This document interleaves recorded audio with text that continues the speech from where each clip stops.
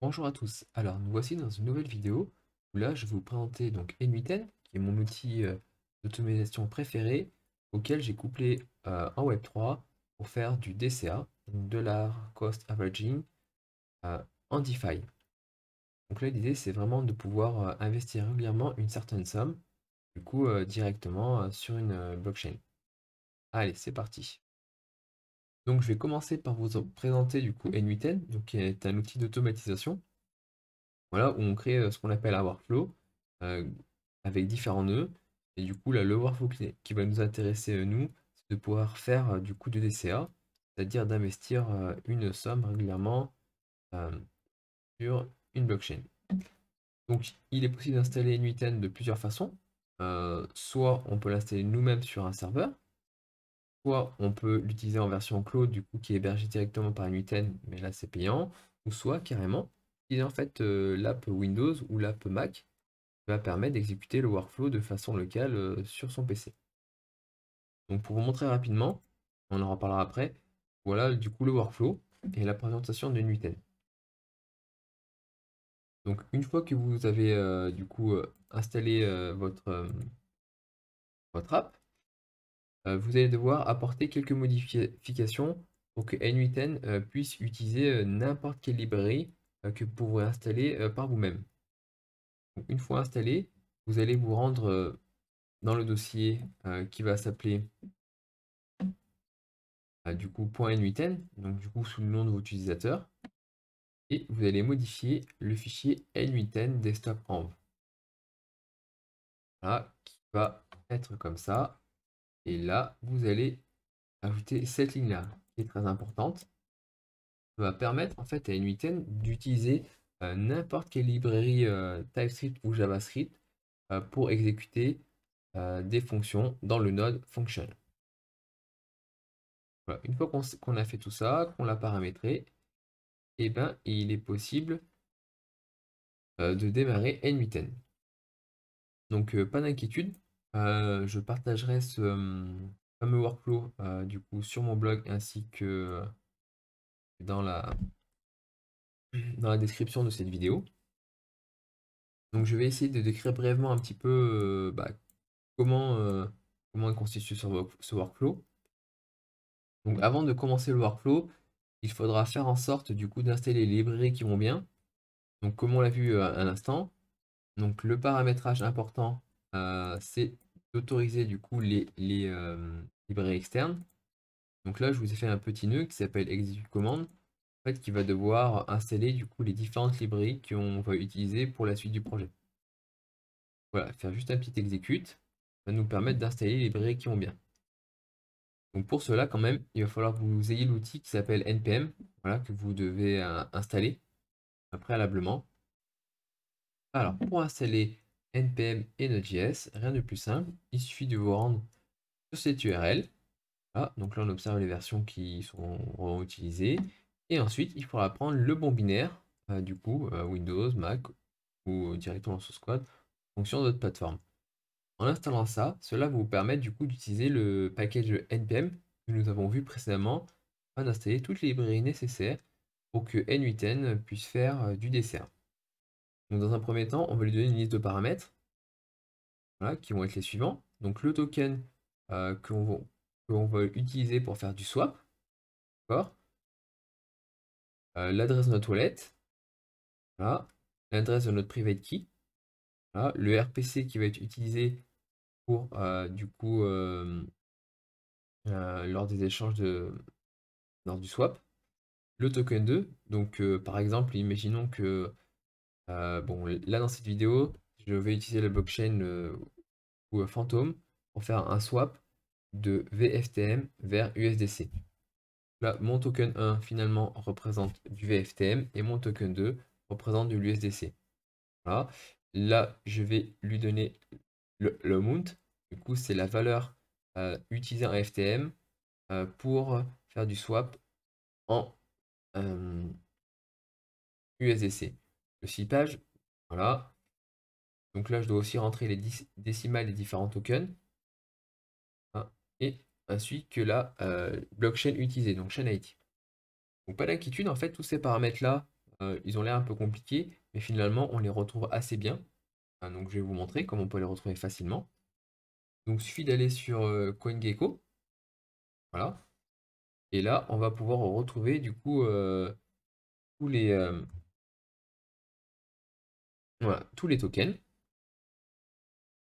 Donc là, c'est l'adresse du token. Voilà. Il est disponible sur la chaîne Fantôme, sur la chaîne NJ, sur la chaîne Telos. Donc voilà, du coup je le prends là.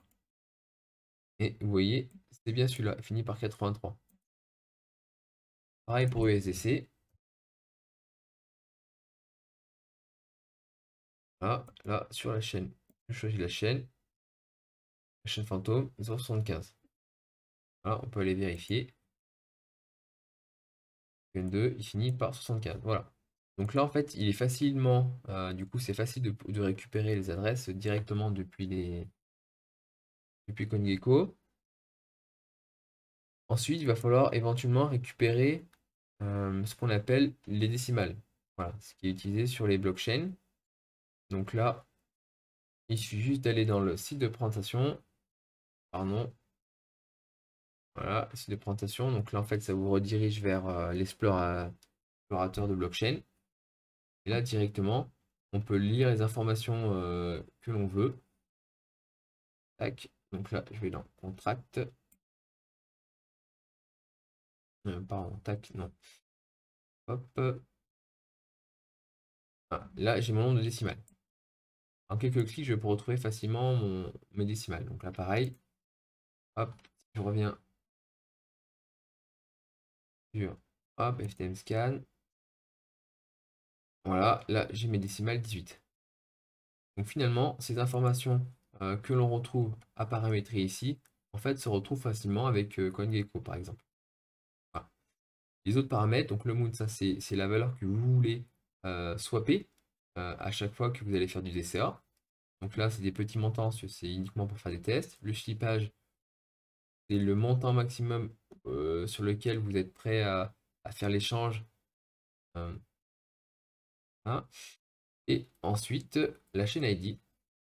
Donc du coup, c'est la blockchain qui est utilisée pour faire le swap. Donc là, c'est facile. Pour trouver les chain ID, donc là, on est sur Polygon, pardon, sur Phantom. Là, je clique Phantom et je vais retrouver le chain ID 250. Ok, donc voilà, on a paramétré du coup l'ensemble du workflow. Ensuite, j'ai un petit nœud qui s'appelle swap. Donc là, je vous montre rapidement, en fait, qui contient du code. Voilà. Ce code-là va finalement me permettre de faire un swap via un agrégateur. D'accord? Cet agrégateur, il est assez connu, c'est un inch. Un inch nous permet d'avoir ce qu'on appelle un SDK. Le SDK, du coup, on peut l'appeler en lui donnant certains paramètres. Et en fait, tous ces paramètres, finalement, qui sont utilisés par un inch, sont les fameux paramètres que l'on retrouve ici. Donc, avec ce workflow, d'accord, il est possible, en fait, de pouvoir faire du DCA sur n'importe quelle blockchain qui se trouve sur un inch. Voilà. Il faudra juste, à chaque changement de blockchain, éventuellement, il faudra reparamétrer les différentes informations, les informations du contrat. Normalement, les décimales devraient rester les mêmes, les informations du RPC, ainsi que la chain ID. Hop, pardon. Donc, une fois que mon swap va être effectué, ce que j'ai fait, je me suis fait une notification Telegram, voilà, pour dire qu'il y a un swap. Et en parallèle, je me suis fait aussi un petit Google Sheet qui va me permettre en fait de suivre les différentes DCA que j'ai fait tout au long de, de cette période. Donc là, ce qu'on va faire, c'est du coup, donc là, j'ai mon wallet, voilà, qui est celui-ci, je vous montre, hein. Donc c'est un wallet de test, hein, bien sûr, qui contient un peu de FTM, un peu de VFTM et du USDC, parce que là, j'ai testé à plusieurs reprises mes swaps. Donc là, on va exécuter le workflow. Donc il suffit de faire execute, il prend les paramètres, il va faire du coup le swap, donc qui peut être un peu long, de quelques secondes à quelques minutes en fonction de l'attente sur la blockchain, et va passer sur les différents nœuds pour me donner des informations. Donc là, on peut voir pardon, que j'ai reçu du coup une notification de Telegram, voilà, qui m'a dit que j'ai fait une transaction, voilà, avec l'âge de ma transaction. Donc, ce que je vais faire, je vais aller voir directement mon Google Sheet. Et là, je m'aperçois, ah bah oui, je viens juste d'arriver, du coup, qu'il y a une nouvelle ligne ajoutée. Et je vais pouvoir aller voir la transaction sur la blockchain. Voilà. Donc là, j'ai fait un swap, voilà, de VFTM à USDC. Donc on va voir ce qui se passe. Et voilà, effectivement, donc là, du VFTM à utiliser pour le gaz, du VFTM à utiliser pour faire du swap, qui m'a permis de voir des USDC. Donc là, il y a un petit workflow simple, voilà, qui permet de faire un swap sur n'importe quelle blockchain avec les paramètres voulus. Donc là, si je veux faire en sorte que ça s'exécute par exemple tous les jours, je vais devoir ajouter un nœud qui s'appelle cron, voilà, qui est assez simple. Et ce nœud, je vais lui dire tous les jours, allez, par exemple à 14 h. Voilà. Et il suffira de faire comme ça, de faire save et de l'activer. Donc, une fois que le logiciel, du coup, sur votre PC, une fois que le logiciel est lancé, il va s'exécuter tous les jours à 14 h pour faire un swap. Donc, pourquoi je l'utilise plutôt sur PC et pas sur sur une version cloud ou sur version tout hébergé? Parce qu'en fait, il faut indiquer la seed phrase de son wallet. Donc, c'est quand même quelque chose qui peut être très dangereux. Donc, déjà, je vous invite déjà à passer par un wallet intermédiaire, hein, histoire de, si éventuellement il y a un possible hack, bon, il y aura hacké que ce wallet-là. Et au bout d'un certain temps, du coup, de faire le transfert du contenu vers votre wallet principale. Donc là, du coup, il n'y a aucun moyen que ça soit qu'il y ait de problème en passant par cette solution. Donc j'aime bien la version desktop parce elle est très simple, il est très facile de paramétrer. Donc là, je ne vais pas vous expliquer un peu plus le fonctionnement de N8N, mais ce qu'il faut comprendre, c'est que ce workflow, on réexécute une nouvelle fois le workflow. Hop, donc on va pouvoir voir qu'il y a une nouvelle transaction avec un nouveau message Telegram. Donc là, on voit qu'il apparaît. Donc le workflow nous dit que ça a été exécuté. Et si on va voir dans le Google Sheet, une troisième ligne est apparue.